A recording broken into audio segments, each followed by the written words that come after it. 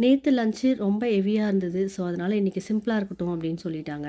என்னதான் நம்ம தேடி புடிச்சு ஒரு பொருள வாங்கிட்டு வந்தாலும், அவங்க வாங்கிட்டு வந்தா அது ஒரு தனி சந்தோஷம் தாங்க. நான் வாங்கிட்டு வந்த ஆ சாம்பிராணி பாத்தியா எவ்வளோ வாசனையா இருக்கு அப்படின்னு சொல்லிட்டு கிண்டல் பண்ணிட்டு இருந்தாங்க என்ன.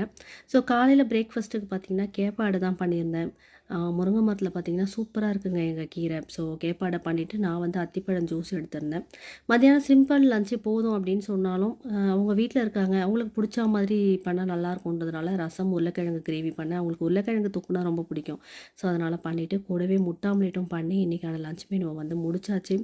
அது மட்டும் இல்லாம வேலை செய்யும்போது அவங்க வீட்ல இருக்கிறதுனால ஃபுல்லா பாட்டு. நீங்க எல்லாரும் சொல்லிட்டீங்க, "அண்ணா நீங்க சூப்பரா பாட்டு பாடுறீங்க" அப்படி சொல்லிட்டு.